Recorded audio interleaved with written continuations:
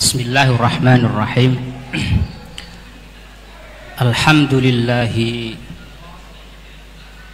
wa kafa, wassalatu wassalamu ala nabiyyina Muhammadin al-Mustafa wa ala alihi wa ashabi al-sidqi wal wafa wa ala man bihim iqtada waqtafa. Amma ba'du. Pada kesempatan kali ini kami ditunjuk oleh panitia untuk mewakili salah satu mutaharrijin dari pondok pesantren Sarang, Kaula saya sendiri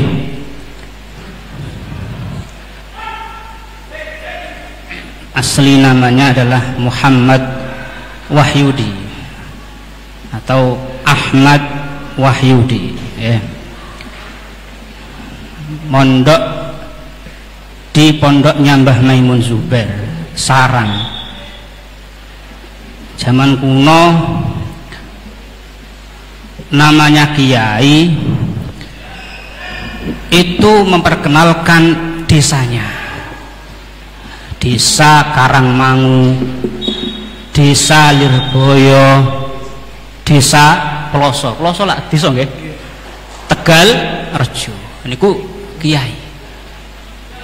Makanya sekarang ada aneh.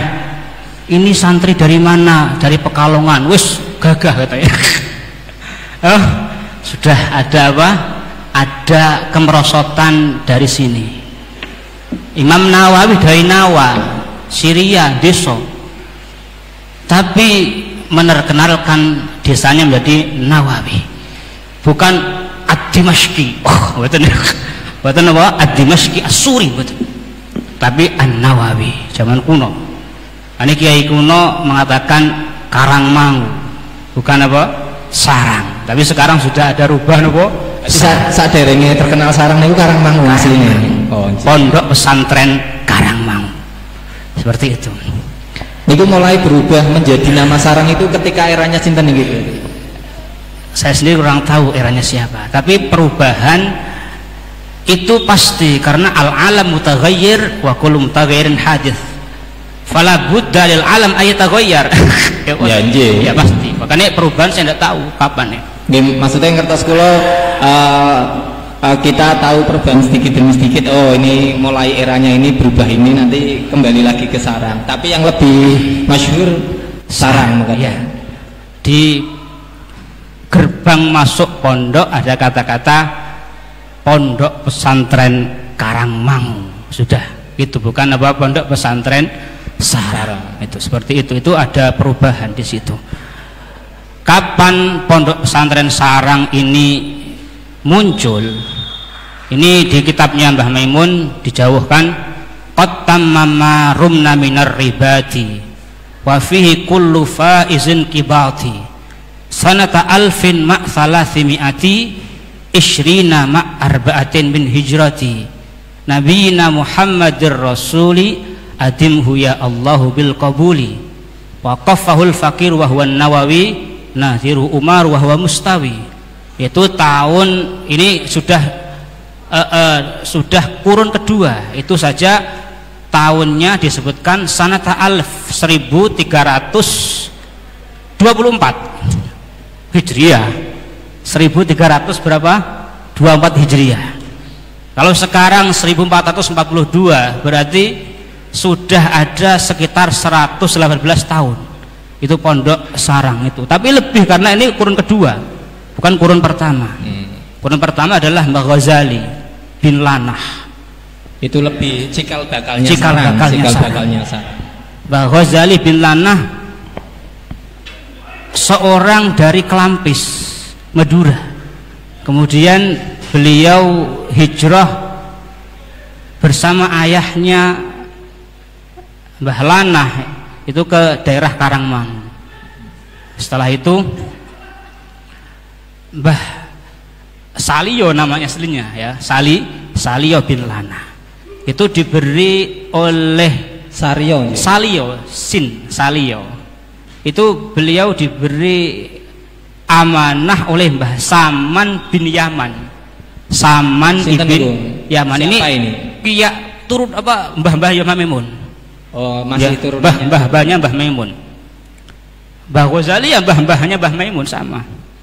Mbah Saman ini termasuk, kalau tadi si Bapak moderator mengatakan bahwa ada siapa tadi, Pangeran Diponegoro, maka Mbah Saman ini adalah keturunan dari salah satu pasukan Diponegoro, ada sambungan. Iya. Ya, makanya kemudian setelah Diponegoro itu ditangkap oleh Belanda dan diasingkan di suatu daerah, kemudian para pasukannya ini untuk membentuk suatu pengertian, maka diberi sesuatu yang disebut-sebut pohon serut. Pohon apa? Serut, pohon serut, untuk menandai bahwa ini adalah pasukan Diponegoro. Serut ya, serut seperti itu. Kemudian di sarang ini ada makom, namanya makom serut. Makom serut karena di sana tumbuh pohon serut. Sebagai bukti ini adalah salah satu dari pasukan Diponegoro. Itu selain yang kita kenal dengan sawo sama kemuning, berarti ada pohon serut lahan juga. Itu ya, seperti itu. Kemudian Allah menjadikan Mbah Saman itu seorang kiai, tapi seperti zaman Nabi Adam, seperti zaman Nabi Idris, mulang hanya kepada anak turunnya, ponaan. Iya. Tidak mau mulang santri banyak. Berarti belum sampai seperti ini dengan masyarakatnya sekitar. Memang beliau tidak mau. Oh, enggak mau. Beliau hanya mengajar kepada para anak-anaknya, para keponakannya, artinya keluarganya. Kemudian Mbah Saman ini menganugerahkan atau ibaratnya menugaskan Mbah Salio untuk ngaji kepada Mbah Kafrawi Merak-Urak Tuban. Mbah Kafrawi Merak-Urak Tuban. Mbah Kafrawi ini mempunyai anak namanya Fathur Rahman. Fathur Rahman bin Kaprawi. Mbah Fathur Rahman inilah yang menjadi salah satu, yaitu Menteri Agama masih zaman Belanda. Sudah ada seperti itu, sambungan dengan negara. Tidak mau putus dengan negara. Seperti itu. Karena wahadzal baladil amin penting. Itu tahun berapa kira-kira yang Fathur Rahman menjadi Fathur Rahman menjadi ini menteri? Sebelum tahun di sini disebutkan bahwa Mbah Ghazali ini mengaji kepada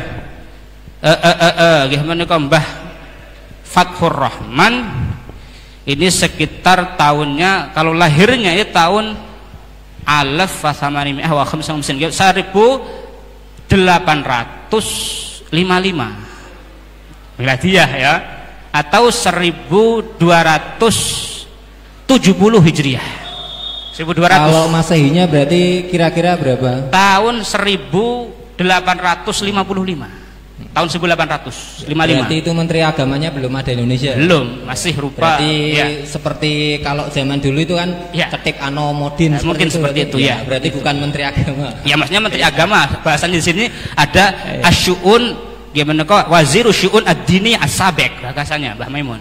Ya, ada pemerintahan. Tetap itu pemerintahan walaupun itu Belanda. Seperti itu. Enggak, maksudnya gini, kalau Menteri Agama yang kita pahami sekarang kan itu satu negara. Kalau dulu kan kawedanan ya, mungkin seperti itu, tapi bahasanya seperti itu ya. Nah, itu Mbah Fathur Rahman Ghazali. Itu seperti itu. Itu cikal bakalnya yang kemudian melahirkan maksudnya pondok ini kemudian kerso atau gelem menerima masyarakat untuk diajar. Itu setelah Mbah Ghazali bin Lanah atau Mbah Salio kawitane. Mbah Salio ngaji ke Merak-Urak, kemudian Mbah Salio ngaji ke Mbah Salio ngaji kepada Kiai Umar bin Harun sudah, kemudian sampai ke daerah Tuban, Mbah Ma'ruf Makom Agung Tuban, masih Tuban juga. Iya. Kemudian Mbah Saliyo ini setelah alim pulang ke Sarang, kemudian beliau Mbah Saliyo atau Mbah Ghazali ini diberi tanah wakofan oleh Mbah Saman bin Yaman untuk menjadi cikal bakal pondok Sarang yang menerima santri-santri dari berbagai. Itu baru mulai ada cikal bakal ada itu santrinya. Ya. Kemudian Mbah Ghazali mempunyai anak-anak. Itu tahun berapa kira-kira? Tahunnya 1184. Ini kalau beliau itu wafatnya tahun 1324 Hijriah. 1324. Itu Mbah siapa? Mbah Ghazali. Mbah Ghazali mempunyai putra putri, salah satunya yaitu yang nanti akan menjadi salah satu dari pondok-pondok yang sekarang ada, yaitu Mbah Syu'aib. Mbah Syu'aib menikah dengan salah satu putra Mbah Ghazali, putri Mbah Ghazali, yang kemudian Mbah Ghazali ini mempunyai istri dari Sidoarjo. Ini wah berbagai macam ini nanti kalau ubeng-ubeng nanti. Nanti itu aja jenengan di keret gitu ya. Yang keretnya itu yang sulit. Enggak, jadi kan kalau saya keret sedikit-sedikit ini. Iya. Ini sedikit-sedikit saya luaskan dan saya keretkan ya. Iya. Kemudian Mbah Ghazali ini mempunyai putri-putri.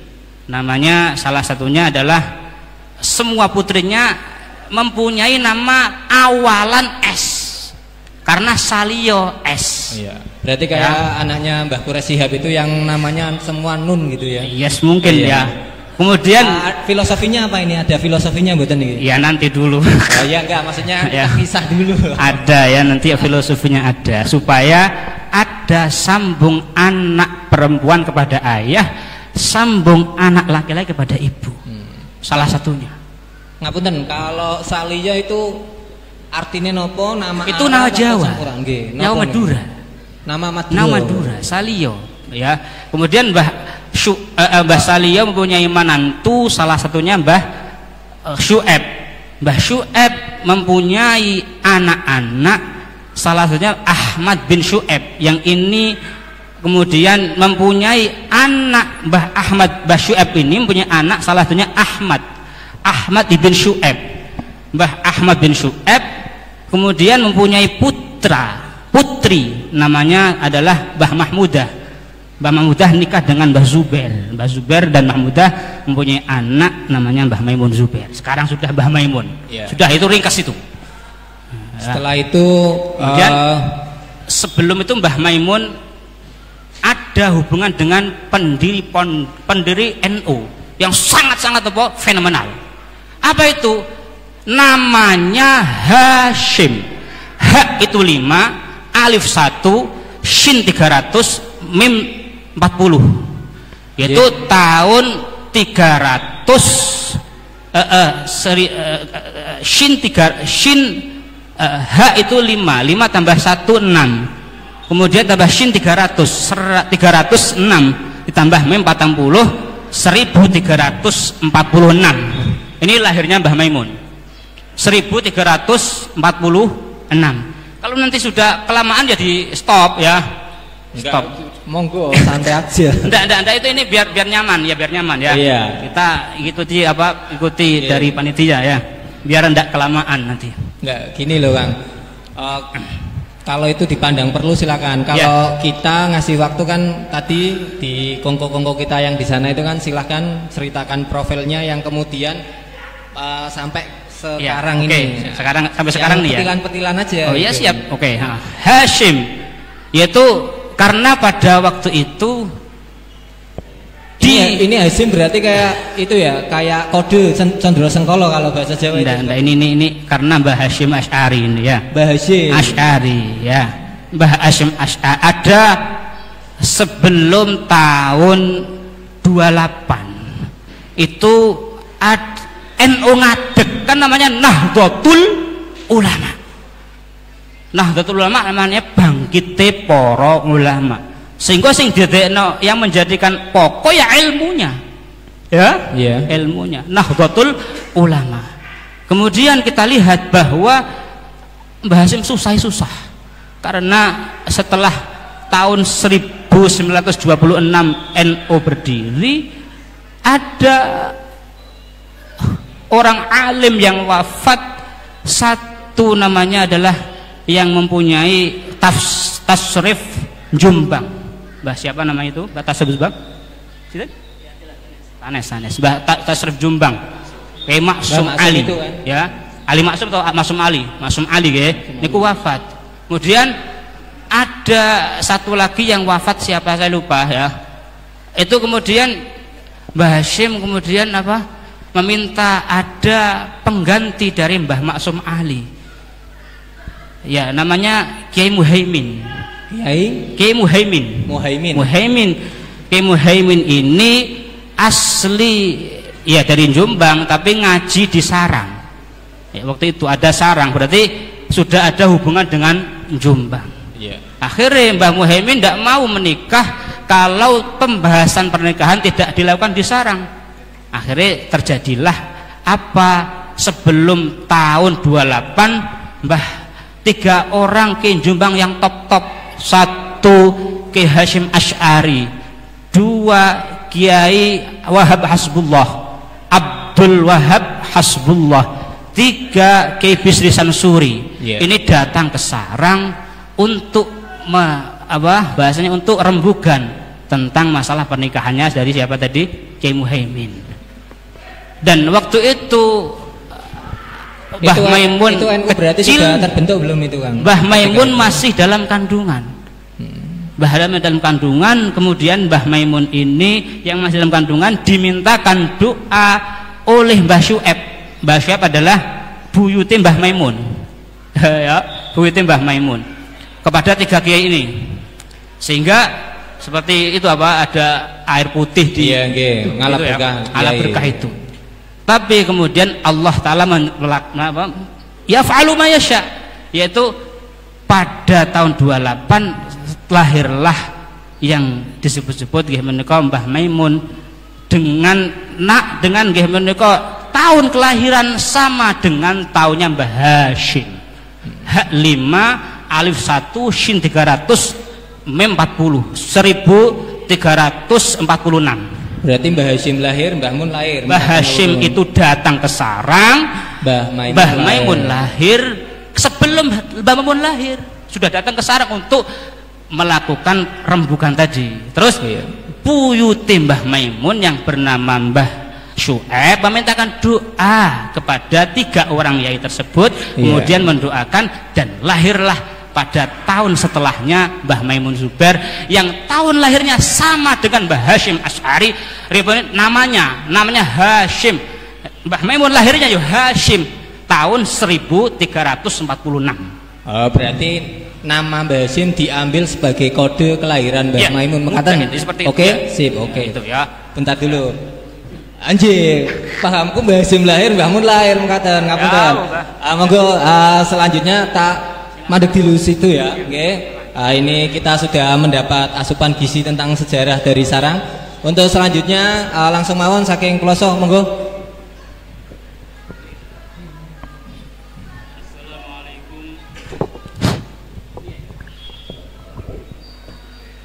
Assalamualaikum warahmatullahi wabarakatuh. Waalaikumsalam warahmatullahi wabarakatuh. Bismillahirrahmanirrahim. Alhamdulillahirabbil alamin wa bihi nasta'in ala umuri dunya waddin.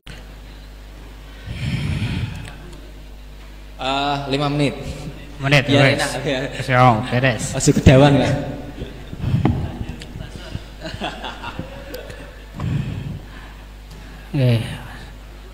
Mbah Maimun Zubair ini beliau jelas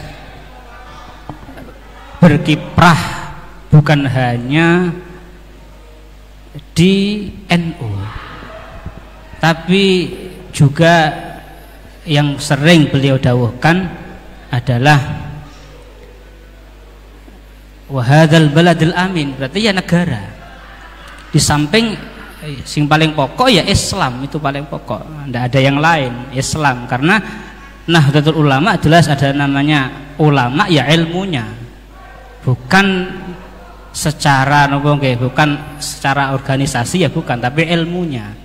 Sehingga tetap organisasi kita tetap ikuti, karena tidak akan mungkin tanpa ada organisasi bisa hidup. Iya. Tapi tetap ada namanya ya ilmunya ini yang kita perlukan. Sehingga ada santri yang memang diarahkan atau ikut ke dalam kesana, tapi ya boleh juga ke sini gitu. Artinya seperti contoh, sebagian putra beliau ada yang terjun ke NU, Ghafur, kayak Abdul Ghafur, kemudian kayak Abdul Rauf, walaupun secara tingkatan-tingkatan yang yang dasar ya. Yeah. Kemudian ada juga yang memang mengaji atau secara umum ke pemerintahan langsung, seperti Yai Sinten Tajasin Maimun, yeah. Kemudian Yai Kamil, seperti itu. Menurut apa yang Allah berikan kepada orang itu. Maaf ini, ya, itu kan tadi masayih-masayihnya, ya. Ini jenengannya, ya. Jenengan sebagai mutaharijin atau santri lulusan dari Sarang, apakah ada satu wasiat atau satu perintah dari pondok jenengan bahwa kalau sudah lulus monggo ngeramek ke NU, atau hanya seperti ya, apa? Maksudnya bukan meramek NU, yang penting NU dijaga ya. Dengan cara masing-masing. Kalau memang dia pandai berorganisasi ya berorganisasi. Iya. Tapi kalau memang secara bukan kultural tapi bukan struktur tapi kultural ya tidak apa-apa. Seperti ngaji itu kan juga ada adat NU. Itu juga NU walaupun kultural, tidak harus struktural seperti itu. Ada ngajinya, ada khidmah kepada masyarakat seperti itu. Sehingga menjadi bahkan awal-awal secara putra kan dinamakan ubab, ya seperti itu. Ubab dan idror supaya bisa kawitan dan akhir itu menjadi dres, yaitu ain ba alif ba. Ain itu 70, ba itu 2, alif 1 ba 2, berarti 75. Ubab maknanya awalu syai', kawitan sesuatu kan gitu. Sehingga Mbah Maimun ya kawitan tetap tidak akan mungkin meninggalkan NU. Enggak, itu saya tidak meragukan beliau. Ya. Maksudnya jenengan itu setelah itu kemudian kita kan pasti juga tidak akan mungkin meninggalkan NU. Tidak akan mungkin meninggalkan NU. Karena apa?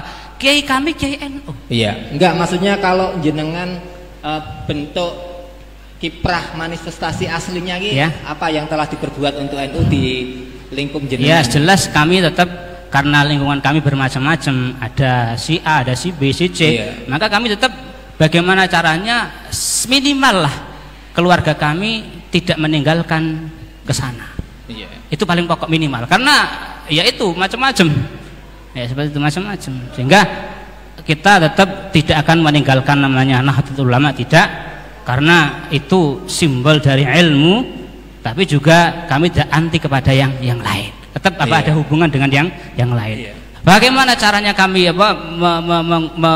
memperjuangkan Nahdlatul Ulama dengan cara kami masing-masing. Ada cara yang bermacam-macam, tidak harus satu ke sini semua, enggak. Kalau semua ke struktural bagaimana? Enggak akan mungkin. Pasti ada yang struktural yang seperti itu. Ada anggota juga, ada pengurus gitu. Wallahu a'lam bishawab. Iya, monggo yang lain. Ya, untuk masalah hubungan Nahdlatul Ulama dengan pesantren ini yang sempat saya rekam dari keterangan guru-guru yang ada di Ploso. Tadi saya sampaikan bahwa sebelum pondok pesantren Ploso itu muridnya semakin banyak, Mbah Kiai Jazuli sempat menjadi Rois Suriah di MWC Mojo. Tapi setelah murid semakin banyak, akhirnya Mbah Kiai Jazuli memutuskan untuk fokus ngopeni santri sampai wafat beliau. Dan pernah suatu saat ketika salah satu santri mau boyongan sowan Mbah Kiai Jazuli, Mbah Kiai Jazuli maturi ngeten, Gus, aku kuwi waktune akeh nggo ngopeni santri kaya awakmu kabeh kuwi. Sampai aku jarang-jarang melu bareng-bareng ning masyarakat, ngopeni masyarakat, ngopeni peninggalannya guru-guruku Mbah Yasim rupa Nahdlatul Ulama. Mula tulung Gus nek jenengan wis ning ngomah niatono kowe nganteni aku ngopeni NU, ngopeni masyarakat. Sebab aku waktune akeh nggo ngopeni sampean santri-santri kabeh.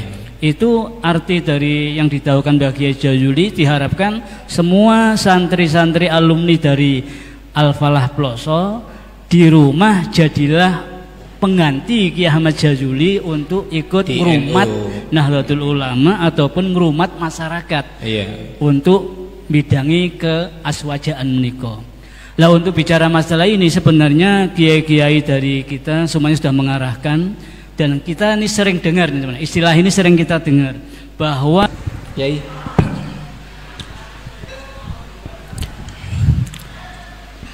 ini bahas tentang masalah ta'assub ya. Itu ta'assub,